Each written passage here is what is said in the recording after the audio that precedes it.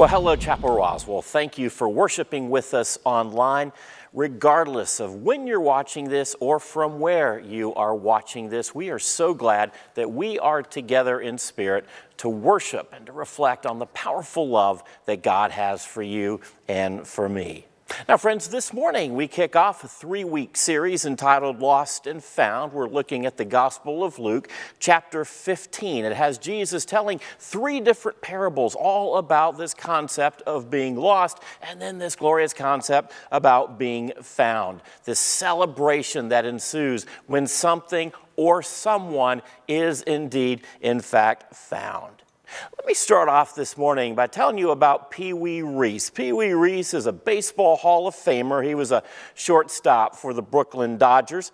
Now, back in 1947, African-American player Jackie Robinson, he broke baseball's color barrier by becoming the first black player in the major leagues. Now, many of the players on the Brooklyn Dodgers didn't welcome him with open arms. In fact, to the contrary, a lot of them signed a petition stating that they refused to play on a baseball team with a black man.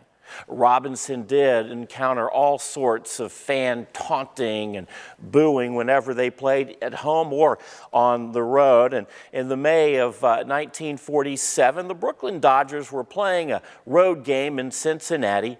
The fans were continually heckling Jackie Robinson, yelling racial slurs and just trying to rattle him. And in fact, slowly but surely, he did start to get rattled. But that's when Pee Wee Reese, this white future Hall of Famer, walked over to Jackie Robinson. He extended his right arm, put it around Jackie Robinson to support him, to show this solidarity. It's his way of reaching beyond himself to bring comfort and acceptance to someone who at that point didn't feel it. In Brooklyn, in fact, even today, there is a statue that commemorates that moment of Pee Wee Reese standing with his arm around Jackie Robinson.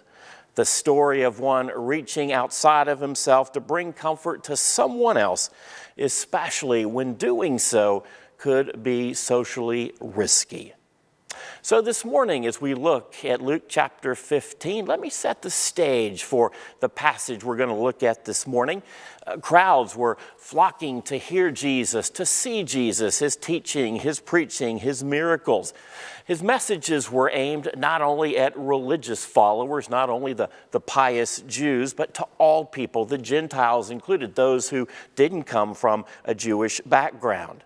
And that leads us to our scripture this morning and the confrontation that resulted in his audience, the audience to whom he was teaching. Now, these throngs of people, they would gather around Jesus. They would not only want to hear what he had to say, but there were many who came for opposite reasons. They came because they wanted to confront Jesus and the message that he was preaching. Now, many heard the message of Jesus. They wanted to hear about what he had to say about God and God's love for them, God's call for them. There were many, though, who were these religious leaders of that day and age. They wanted to see what all the fuss was about. Many, in fact, felt threatened by these newfound followers of Jesus. Their religious establishment was being rattled. It was being challenged, and they didn't like that one bit. Now, there were some religious leaders, some Pharisees, who no doubt really went with genuine intentions to hear and see what Jesus was teaching and preaching. But there were a lot who didn't like Jesus and they wanted to confront him. That eventually led to his arrest and his crucifixion. So we pick it up in chapter 15 of Luke, verse 1 and verse 2. The tax collectors and the sinners were all gathering around to hear Jesus. But the Pharisees and the teachers of the law muttered, "This man welcomes sinners and eats with him." You see, Jesus knew their hearts. He knew that people weren't there for the genuine motives, and these leaders weren't keen on the message that Jesus was preaching. And so Jesus tells 3 parables to confront those religious leaders who came to confront Jesus. He tells the parable of the lost sheep. It's a parable that talks about being lost, this lostness that takes us away from where we need to be. He tells the parable of the lost coin. It's a parable that focuses on our search for something that is lost.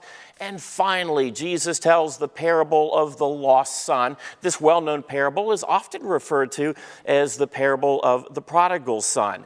And this talks about the fact when something is lost and then something that is found, the celebration will ensue. But the focus this morning on Jesus' passage, it's not so much about what he says, but it's about his audience, to whom he is teaching and preaching. Who is this crowd that is surrounding Jesus this morning? Well, Luke in verse 1 and verse 2, he gives us two extremes, at least according to that culture. On one hand, you have the Pharisees and you have the religious leaders. They are amongst the most well-regarded, the most wise people of that day and age. But on the other end of the extreme, the other end of the spectrum, you find, as Luke calls it, sinners and tax collectors, those people who were so shunned and looked down upon in that culture. So what do we know about the sinners in that story? Well, they were gathered around Jesus, the scripture says, because they genuinely wanted to hear what he had to say. They could hear and they could experience the life-giving, the life-saving, and the life-changing message that Jesus was ushering in. What do we know about the others in that audience that day? Well, they were the religious leaders, and they didn't like one bit what Jesus was saying, and they certainly didn't like the fact that he was saying it to sinners and tax collectors. You see, it went against the man-made religious traditions and customs of that day and age for Jesus to be around sinners. The scripture says in verse 2 that Jesus dined with the sinners and tax collectors, and that was a huge no-no. Not just because of the social norms of that day and age, but also because of Jewish religious customs, which said that if you were around these sinners or these lowly people, as they were regarded back then, that you would be defiled spiritually. You would be unclean before the presence of God. Well, obviously, Jesus didn't think much about these man-made traditions because he did, in fact, dine with the sinners and the tax collectors. He wanted everyone to know that regardless of their background, regardless of what they had done or where they had been, that they were, in fact, so incredibly loved by God. And that was huge. In that culture, sharing a meal with someone was seen as a deep-rooted connection. It was seen as something with great intimacy. That Jesus obviously enjoyed his time with these sinners and these tax collectors because that's what dining would bring about. So Jesus was spending his time, his energy with people who were not like him. And that angered many of the religious leaders of that day and age. The religious establishment, you could say, didn't like the message of Jesus, and they certainly didn't like the audience of Jesus. I think our context this morning focuses on those people. Who are those people in your life or those people in our culture? Those people over there who aren't like us, or those people over there who don't think like us. You see, Jesus went against the social norms, the social taboos, and he condemned, in fact, the legalistic teaching and preaching of the Pharisees. He didn't like that because that went against the message that God was bringing about.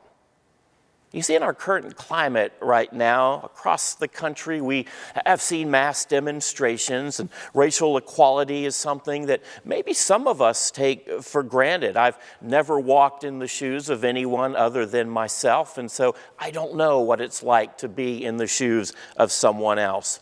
I do know that in Scripture we find a lot of instances of racial inequality, and in each situation, in each instance, God doesn't like that.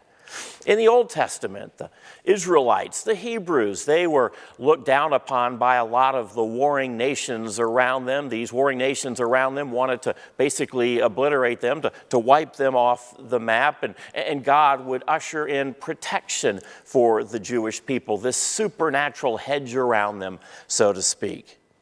The Egyptians, they slaved the Israelites because they didn't like them. They looked down upon them. In the New Testament, we find that the Israelites, the Jewish people, were oppressed by the oppressive armies and military might of the Roman Empire.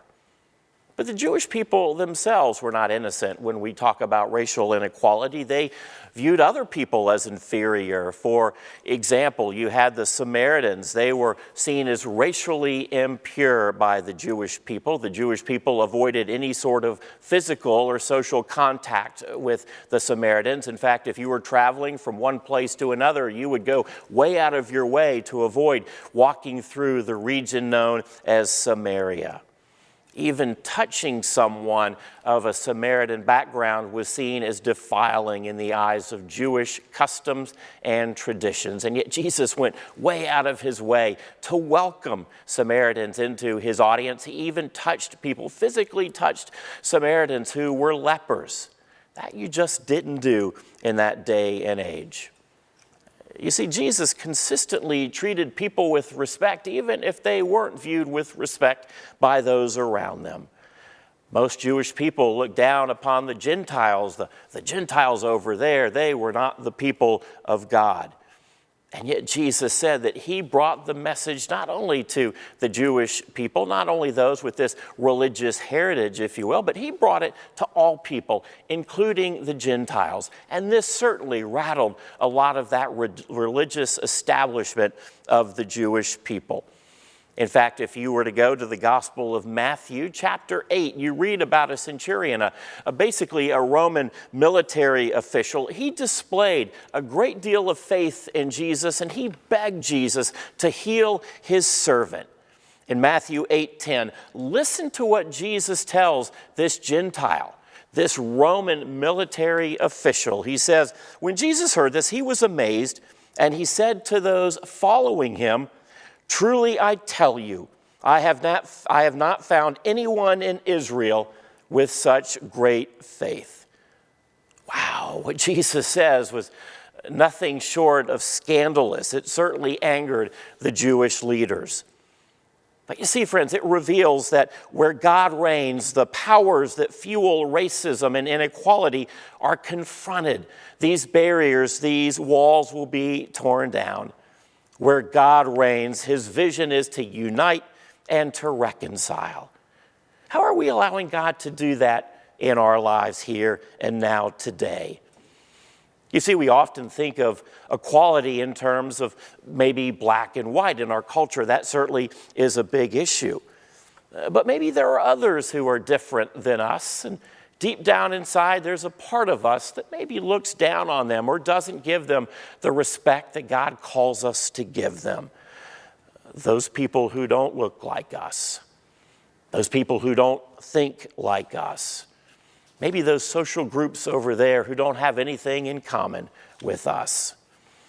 You see, Jesus didn't let the social norms of his day and age, the religious traditions, dictate the relationships that he had with those around him. Do we? Do you? Do I? You see, spiritually, we often focus on our works, those things that we do to bring us into a right relationship with God. But you see, our theology talks about something radically different. Our faith is not based on our works. It's not based on us pursuing God, but rather it's the good news of a loving God who pursues us. Friends, may we realize that those of us who think that we're not lost may be the ones who are indeed lost the most. You see, the good news of Jesus is that he doesn't see us the ways in which our culture does. He doesn't even see us the ways in which we may view ourselves. Check this out.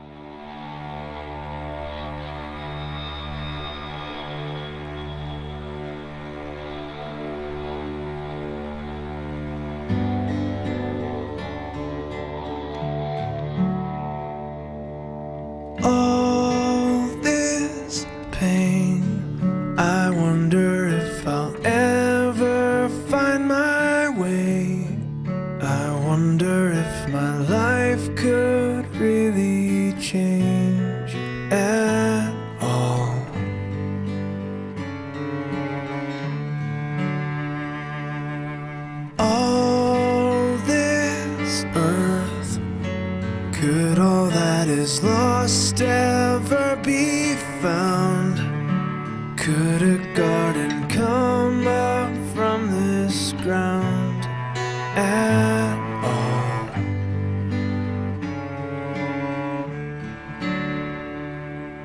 You make beautiful things.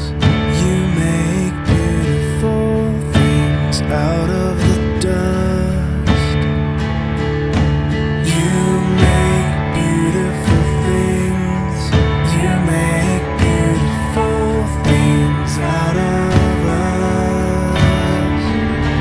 Oh, you make beautiful things. You make beautiful things out of the dust. You make beautiful things. You make beautiful things out of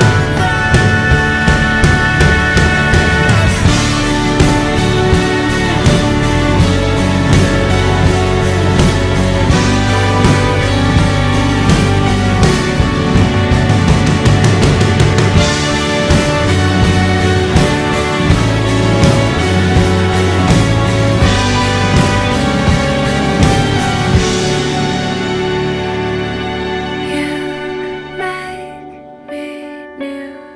You are making me new. You make me new. You are making me new. Making me new. You